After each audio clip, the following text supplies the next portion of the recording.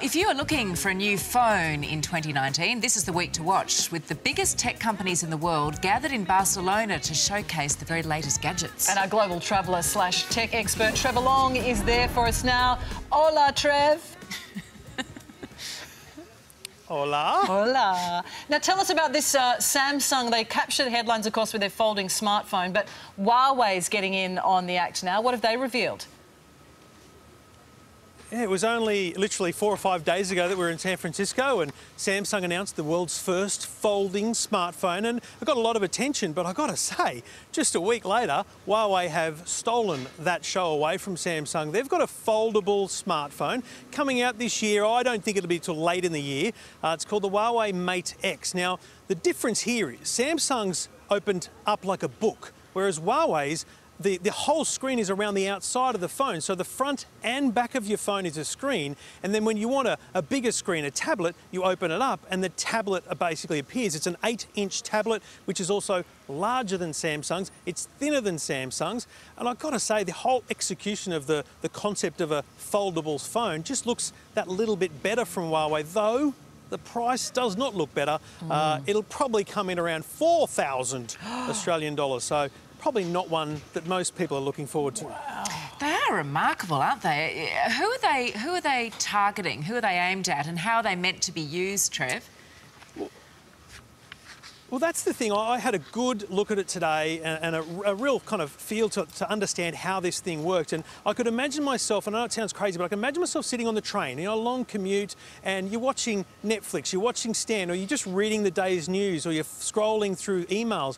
And I've got to say, when you open up the tablet, and it's a tablet that comes out of your pocket, you've got more real estate on the screen. And so I think it's aimed entirely at people who do consume a lot of content, a lot of time on their phones, not just taking and making calls. And I think that concept appeals to people. But don't get me wrong, this is not going to be in everyone's hands this year because of the price. But what we're seeing here is the next evolution of smartphones. This is how smartphones will evolve over the next few years. You wouldn't be sitting on the train if you're paying $4,000 for a phone. You'd have a chauffeur driver getting you to work. That's what you'd be doing. Now, what about Nokia? What are they offering? Yeah.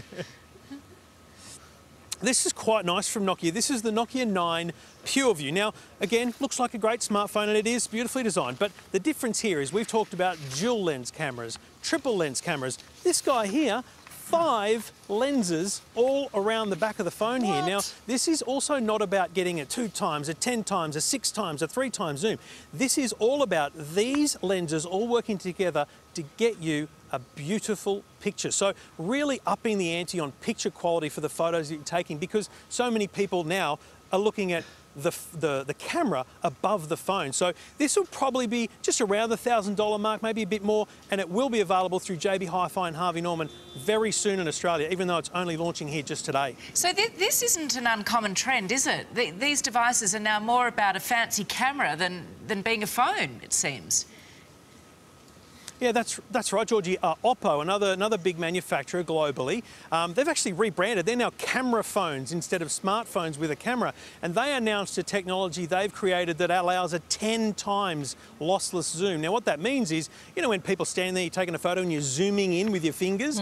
When you do that with this technology, they're hoping that photo will be magnificent. So we'll see 10 times zoom in cameras in smartphones probably this year. Wow, remarkable. Why don't you just buy a really fancy camera?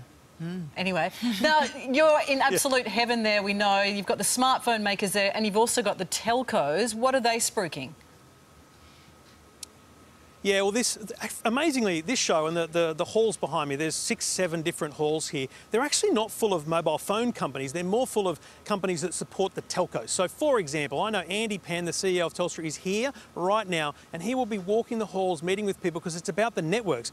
These companies are rolling out 5G. We've discussed this briefly. 5G is coming to Australia. It's here now. And so we've started to see our first 5G phones. This is the LG V50. It is a 5G mobile phone, and I've got to say, it is impressive to me because it's not what I thought it would be, a big, bulky, heavy phone. It's actually very similar to your average smartphone, but it's just got 5G power. So we're seeing Optus, Telstra, all these telcos looking at bringing 5G to Australia, not just through handsets, but also through what we call mobile broadband. So those little devices you can carry around with you at the cafe or the park and get fast internet and that means 5G absolutely in Australia this year, in fact, world leading across the world. Probably Telstra has a huge advantage over many networks around the world. OK. And just finally, Microsoft is there with you in Barcelona, and what is its vision of the future?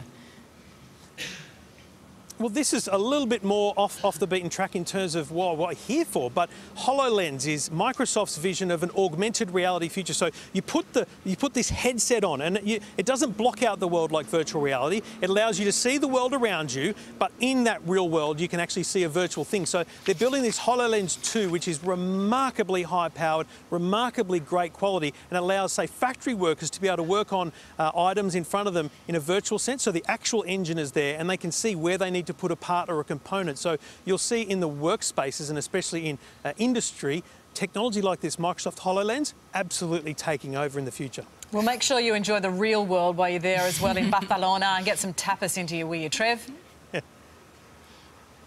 Had a couple already, and some baguettes as well. Oh, very good. Of course he has. Mixing it up. All right, thank you, Trev. We'll check in with you again soon. He's just living it large. San Fran last week, Barcelona this week. Toys, tech toys. Good luck to him, I say. We're just jealous.